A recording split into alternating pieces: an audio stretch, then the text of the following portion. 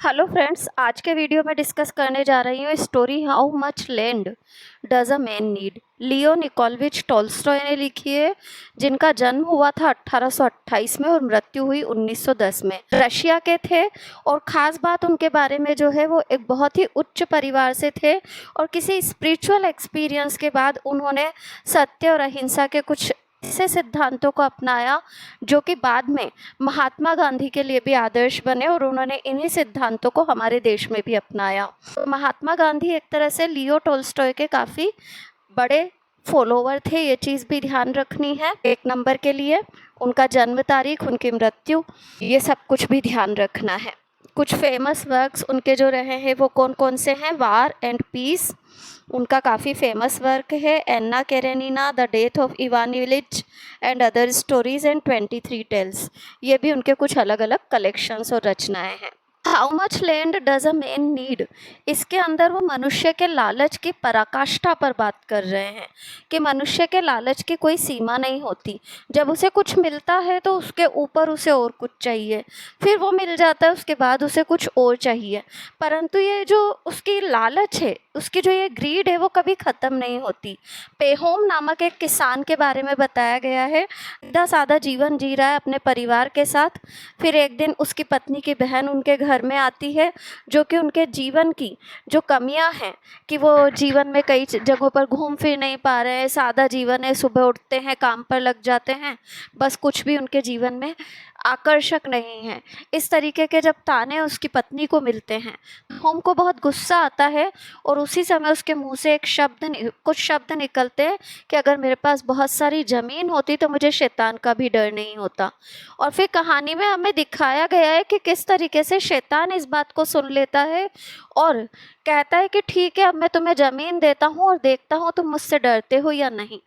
इस तरीके से कहानी आगे बढ़ती है। अलग अलग तरीके से पेहोम को अलग अलग लोगों के माध्यम से ज़मीन पर ज़मीन, ज़मीन पर ज़मीन मिलती चली जाती है, परंतु अंत में उसकी मृत्यु बहुत भयावह होती है, क्योंकि इसी ज़मीन के लालच में वो बशकर्स के पास पहुंच जाता है। बशकर्स कुछ ऐसे लोग बताए गए हैं जो कि 1000 रुपया प्रतिदिन, जितनी ज़मीन को आप चल कर के कवर कर पाएंगे वो ज़मीन आपकी पूरी हो जाएगी, इस आधार पर ज़मीन देते हैं। और जब यहाँ पर होम पहुँचता है तो उसके ज़मीन के लालच के कारण और ज़मीन जब वो कवर करने की कोशिश करता है तो इसी कोशिश में उसकी मृत्यु हो जाती है और कहानी के अंत में पेहोम का मृत शरीर पड़ा हुआ दिखता है, जहाँ पर कि जो बशकर्स का चीफ है वो हंस रहा है बैठा बैठा और वो वास्तव में और कहीं नहीं, शैतान है। और यहाँ पर हमारी कहानी ख़त्म हो जाती है। कहानी में जो मेन पॉइंट राइटर ने उठाने की कोशिश की है वो ये है, मेन पॉइंट जो राइटर ने उठाने की कोशिश की है कहानी के एंड में उन्होंने लिखा भी है, 6 feet from head to heels, सिर से लेकर के पाँव तक केवल 6 फीट ज़मीन होती है, वाज ऑल ही नीडेड, जो कि उसे चाहिए थी, इससे ज़्यादा कुछ भी नहीं चाहिए था। तो इस मॉरल ऑफ द स्टोरी को याद रखिएगा। लियो टोल्स्टॉय के अनुयायी रहे महात्मा गांधी, ये चीज़ ध्यान रखिएगा। सत्य अहिंसा के सिद्धांतों को फॉलो करते थे। टोल्स्टॉय फॉर्म करके उन्होंने भी एक आश्रम बनाया था। इसी पर आधारित या इसी से प्रेरित होकर के महात्मा गांधी ने भी 2 आश्रम हमारे देश में बनाए थे। ये सारी चीज़ें भी ध्यान रखने की कोशिश कीजिएगा। तो अब नोट्स पर ध्यान देते हैं। How much land does a man need by Leo Nikolaevich Tolstoy. Leo Nikolaevich Tolstoy ने लिखी है, is written on the theme of human greed, मनुष्य के लालच के विषय पर एंड टेम्पटेशन पर।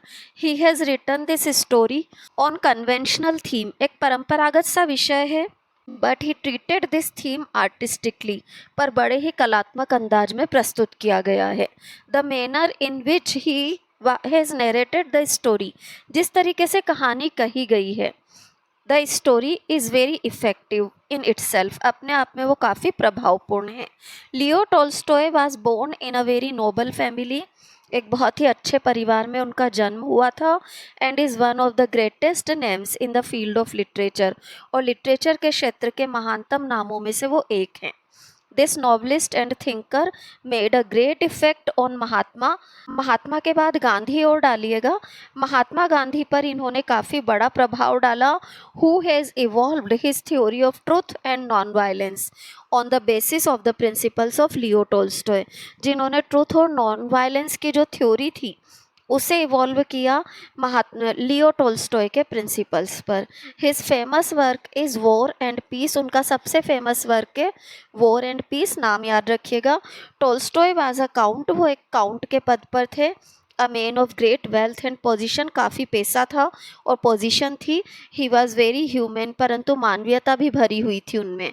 And felt that it was very sinful, और उन्हें ऐसा लगता था कि ये पापपूर्ण है to have so much wealth in a country, कि हम इतना सारा पैसा एक ऐसे देश में रखें where many people live without food, जहाँ पर कई लोग बिना भोजन के रह रहे हैं। फाउंड को काटिएगा, फाउंडर करिए यहाँ पर। He was founder of a new religion Tolstoyism, उन्होंने एक नए ही धर्म की स्थापना की थी जिसका नाम क्या था, Tolstoyism. The story is given the place of a religious story, इस स्टोरी को रिलीजियस स्टोरी कैटेगरी में डाला जाता है। कन्वेज अ मोरल लेसन, इसमें एक नैतिक शिक्षा है एंड स्पिरिचुअल सिग्निफिकेंस है। This kind of story is known as parable, इस प्रकार की स्टोरीज को पैरेबल कहते हैं। This story presents the concept of increasing property, इस स्टोरी में बढ़ती हुई संपत्ति का कंसेप्ट है। He want to tell the reader, वो रीडर को बताना चाहते हैं that there is no use of continuous struggle for getting more and more land, कि कोई फ़ायदा नहीं है हम लगातार और ज़मीन के लिए कोशिश करते रहें। In the end of the story, कहानी के अंत में, ही टेल्स अस, वो हमें कहते हैं that he need 6 feet land to be buried in, कि केवल 6 फीट ज़मीन चाहिए व्यक्ति को जहाँ उसे दफनाया जाएगा। पेहोम लीड्स अ कंटेंटेड लाइफ, पेहोम एक बहुत ही संतुष्ट जीवन जी रहा है एज अ पीजेंट, एक किसान के तौर पर। But his greed for more and more land ruins him, पर और ज़मीन की जो उसकी भूख है वो उसे नष्ट कर देती है। RUINS, कंप्लीटली, पूरी तरह से। The moral of the story, कहानी का मोरल क्या है, 6 feet from head to his heels was all he needed. We are told this moral in last lines of the story, कहानी की लास्ट लाइन्स, लाइव्स नहीं है लाइन्स आएगा, lines में हमें ये मोरल देखने को मिलती है। The way in which Tolstoy create situation, जिस तरीके से टोल्स्टॉय पूरी सिचुएशन को क्रिएट करते हैं, so as to facilitate the way of moral teaching, ताकि मॉरल टीचिंग का रास्ता बना सके। This story tells us about a peasant Pahom, कहानी में हमें एक किसान बताया गया है Pahom. He was leading a very satisfactory life, जो कि एक अच्छा जीवन जी रहा है।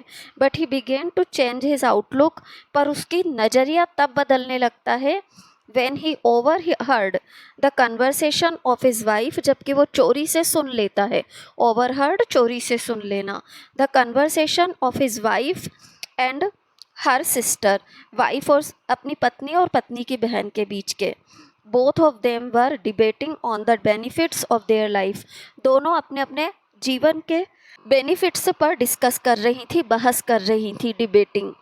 And the drawbacks of others life, और दूसरे के जीवन की कमियों को बता रही थी। ही thought his sister in law was correct, उसे लगा कि उसकी सिस्टर इन लॉ जो है वो बिल्कुल सही कह रही है।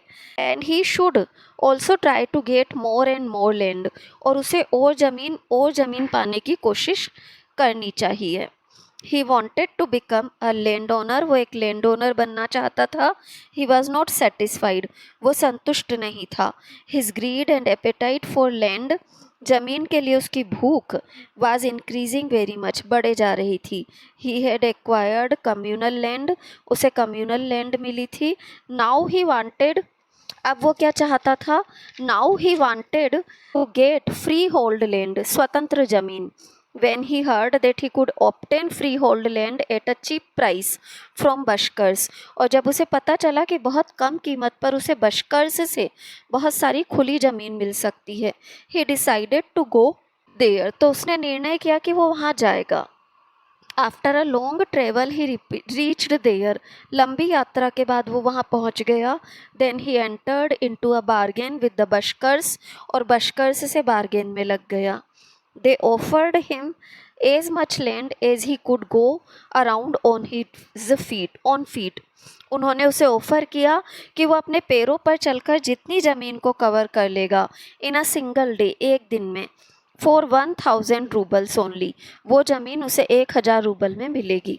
पेहोम स्टार्टेड, पेहोम ने शुरू किया मेकिंग हिज सर्कल, अपना सर्कल बनाना, circuit sorry, and in his anxiety to acquire more and more land, और ज़मीन पाने की जो उसकी चिंता थी उसमें he made a large circuit, उसने बड़ा सर्किट बना लिया.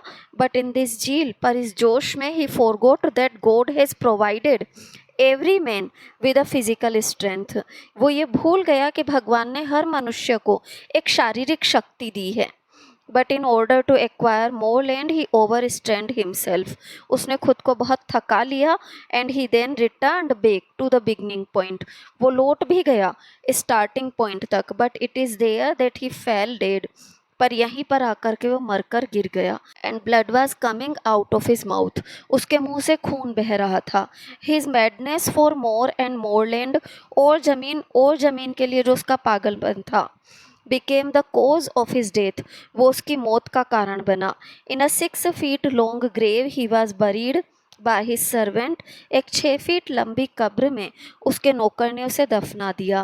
The author declares in the end, कहानी के अंत में ऑथर डिक्लेयर करता है that this 6 feet long grave was only required land, कि ये 6 फीट लंबी जो कब्र थी वो एकमात्र आवश्यक जमीन थी that he needed to be buried in, जो कि दफनाए जाने के लिए उसे चाहिए थी. The main aim of the author का जो मेन एम है is to tell the reader, वो रीडर को ये बताना है that man always forgets the essentials and fundamentals of life, कि जीवन की आधारभूत और आवश्यक चीज़ों को मनुष्य हमेशा भूल जाता है.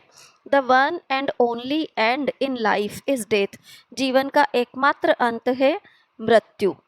After which a man needs 6 feet land for being buried इन, जिसके बाद मनुष्य को केवल 6 फीट जमीन चाहिए जिसमें कि उसे दफनाया जाए. So all the grid and temptation of man is futile, तो मनुष्य का जितना भी लालच है वो सारा बेकार है. A man should be satisfied with whatever he was, एक मनुष्य को संतुष्ट होना चाहिए वो जो भी है उसी से. A man should know the reasonable limits of his ambition, उसे अपनी महत्वाकांक्षा की तार्किक सीमा पता होनी चाहिए. It should also be according to the physical and mental status of man, और ये मनुष्य के फिजिकल और मेंटल स्टेटस के अकॉर्डिंग होनी चाहिए. One should have a sense of non attachment to property के प्रति अलगाव का भाव होना चाहिए. The reason for this is that, इसका कारण क्या है, Tolstoy had no kind of love for any kind of property, कि टोल्स्टॉय को किसी भी प्रकार की संपत्ति से कोई प्रेम नहीं था. He had freed all his serfs, उसने अपने सभी नौकरों को मुक्त कर दिया था. And declared that his books are non copyright material, और ये भी घोषित कर रखा था कि उनकी बुक्स पर नॉन कॉपीराइट रहेगा. He faced protest from his family, उनके परिवार ने उनका विरोध किया. बट ही रिमेंड एडमेंट, पर वो अड़े रहे. He had put something about himself in his story, इस कहानी में कुछ अपने से संबंधित उन्होंने डालने की कोशिश की है. दस this story is presenting a Nobel message, तो इस प्रकार से कहानी हमें एक नोबल मैसेज देती है. यहाँ पर इस स्टोरी के नोट्स हमारे कंप्लीट होते हैं. इसके अलावा भी स्टोरी को लेकर के कोई भी कन्फ्यूज़न हो तो प्लीज़ कमेंट बॉक्स में कमेंट डालिए. वीडियो अच्छा लगा हो तो चैनल को लाइक, सब्सक्राइब और शेयर ज़रूर करें. Thank you everyone.